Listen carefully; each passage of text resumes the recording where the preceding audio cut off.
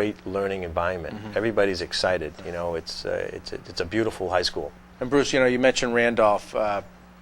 You know, when we came into office back in 2007, you know, to some extent financially there was some you know, financial crises that they were managing both on the municipal side and the school side, and a credit there as well to their leadership, elected and appointed, in terms of stabilizing that situation, putting together a plan for economic development, and kind of stabilizing the school situation. And that's a community that I think is moving in the right direction as well. And some of that does involve funding sometimes, and through tough times the legislature and others, and certainly our administration, has tried to help in that regard, and that's a good thing, because we want all of our communities, cities and towns healthy and strong.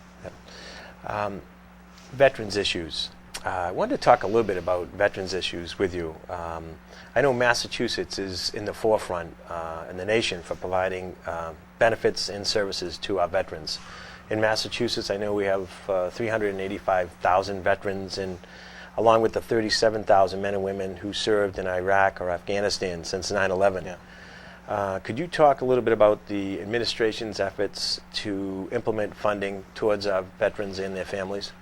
Well, as you mentioned, we're, you know, arguably the best state in the country for programs that support veterans, their families, and our military personnel, and that is a commitment that taxpayers make.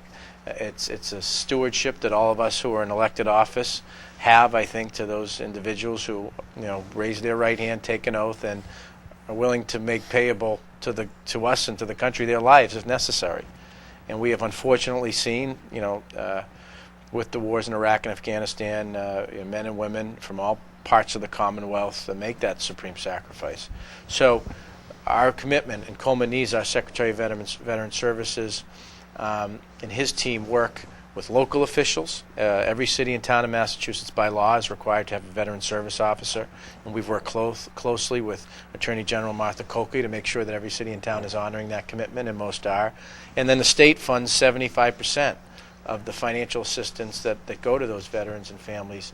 But it's so much more than that. It's education, it's workforce training, it's health care, it's a whole range of things. And again, whether we have someone in our family or not in the military, every member of the Commonwealth, every citizen of the Commonwealth needs to be aware and encourage a veteran or someone that they know to find out what programs they've earned access to, because there's a whole array of them, and they shouldn't, you know, in any way feel embarrassed, or those programs are there because they've earned it. And so people should pick up the phone and call a veteran service officer. They can go on mass.gov and look on veteran services, because we want to make sure that our veterans who see things and experience things that we can only imagine know that there's support there. Many of that support, Bruce, is from fellow veterans, peer to peer. So you know, we want to make sure that people know about it and encourage neighbors, friends, family members to pick up the phone or go on, you know, the internet and learn what's there. You know, it's so true. When I talk to some of the veterans agents in my district, you know, they share different stories with you. And sometimes people think these services are just for the returning veterans, but there's services for their families as well. So there's services that they're entitled to. So absolutely, people should pick up the phone, call my office, your office, or their local veterans agent and find out if they might be eligible for some of these programs. You know, it's like back to the future in some ways. You know, our Quincy in Massachusetts is a city that appreciates its history, and it's still very part of our identity. But you know, the Minuteman, the citizen soldier, we're kind of back to that full circle. I mean, in the sense that in the wars in Iraq and Afghanistan, the unprecedented reliance we've had on our National Guard and our reserve components. Well, here in Massachusetts, we've got men and women in our Guard and Reserve that have done up to 7 and 8 tours. I mean, and so, but they don't return home to a base where there's a natural support system. So we've got to be that. You know, school in the schools, neighbors, pastors, you know, rabbis, all of us business owners. If you know, we need to make sure we're encouraging those men and women when they come back and supporting them through various ways. And our veteran service programs are a big part of that. Well, that's great. Another question I thought we could talk about is housing and homelessness. I know your administration is behind the home-based program, and Massachusetts is now the leader in housing the Housing First movement. Could you talk a little bit about the program and how it focuses funds to keep families housed or rehoused and out of shelters? And talk a little bit about the home-based initiative. Well, the home-based initiative is really about trying to provide those people and individuals and families who find themselves in crisis with housing, not having it or potentially losing it, and just trying to repurpose how we do it. So we're providing a more dignified way to get them stabilized and housed, and a more cost-effective from a taxpayer's perspective.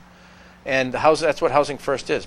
If someone's at risk of becoming homeless, providing them assistance. It could be financial assistance or otherwise in their current situation to keep them housed so they don't have to enter a hotel, motel, or a shelter. And sometimes the cost of keeping them stabilized, Bruce, is a heck of a lot cheaper than putting them in a hotel, motel, which can cost up to $3,000 a month. So we're trying to work with providers all across the state in doing that, and the legislature have provided new tools and things. And the home-based program is flexible funding with local providers to keep people housed.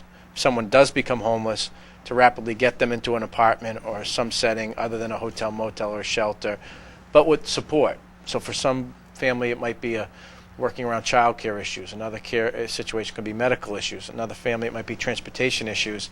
Understand what the problem is that caused the homelessness or causing someone to be at risk and addressing it rather than letting it get out of control where it becomes more costly. Sure. Absolutely. I wanted to talk a little bit about job creation and economic development. And I obviously want to thank your office for all the support with the City of Quincy's downtown redevelopment program, and in Randolph in certain areas with the redevelopment and tax incentives to help lure businesses to the district. But I know as Lieutenant Governor, you travel across the entire Commonwealth talking to business leaders, highlighting investments in job creation. Could you talk a little bit about the administration's efforts of the job creation throughout the entire state? Well, I think we're encouraged. Unemployment rate has gone down again in Massachusetts, 6.3%. More people getting back to work. I think that's a credit to the hard work of our business community, businesses large and small. But I certainly believe that we've worked hard at the State House with the legislature and others to help make strategic investments, infrastructure, work with innovation sectors to help create that public-private partnership, which is so critical. You mentioned, what's happening here in Quincy. One of the most ambitious and I think exciting redevelopment downtown renewal projects that factor into, new housing and retail, new commercial office space, green spaces with the, Adams Green, bringing in some of the historical assets that Quincy has. It's one of the most ambitious and exciting projects in the state, and we're, in the state, maybe even the country. And we're happy to try to, provide some opportunities. One of the things that we did with the legislature that helps the city, and several other communities now are replicating it, is this iCube project, this new financing tool. So that's, I think, really exciting. In Randolph, we work with the legislature to take 6 different programs that municipal officials said were unwieldy and time-consuming in terms of the application process. We combined it into one program called the MassWorks Infrastructure Program. It used to be the PWED program, the CDAG, Mass Strap, or whatever. So we made it easier for communities to apply, and Randolph is the beneficiary of 2. One is at Crawford Square, I believe it is, and then there's a North...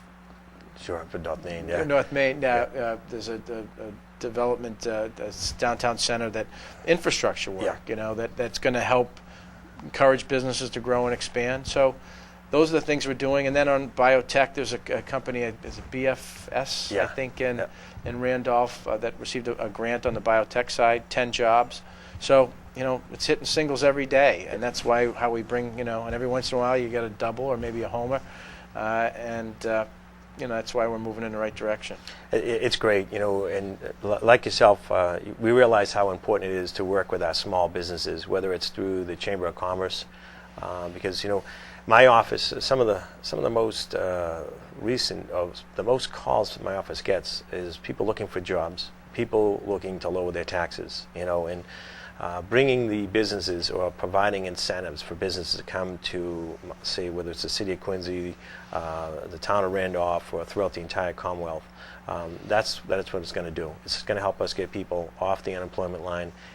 By getting businesses in here, it's going to help us with our tax base. So it's great to see these types of incentives and to see your administration working with small businesses in the area. Well, I think you appreciate that more than most, being a small business person yourself and your background, and you're absolutely right. Certainly big companies, we want them growing and expanding, but majority of the job creation is going to take place on, from companies, 20 employees, 20 or less. And, as I go around the state and listen to employers, there's a cautious optimism, but it's cautious, in that, they think things are going in the right direction. They might be able to hire 2 or 3, but they're hiring 1 or, right now until they feel that things are stabilized. And I think more and more people, as I go around the state, are feeling more confident in terms that we're going in the right direction. And, we've got to get as many people as we can back to work. Absolutely. Well, they're telling me our time is just about up. And, as a state representative, along with advocating for funding for our district, we need to make sure that our district is getting its fair share of state services, whether it's with the Massachusetts State Police or the Department of Conservation and Recreation for our parks, or Department of Transportation for our roads, bridges, and highway. And I want to thank you. It's nice to have such a good dialogue, and I appreciate how accessible your office is in helping my constituents on the South Shore here. I certainly appreciate the cooperation your staff has. Well, I'm happy to do it, and enjoy working with you, Bruce, and your team. And it's about trying to make government work for people at all different levels, and I think that's what Governor Patrick and I have tried to do. And we still have more to do, though.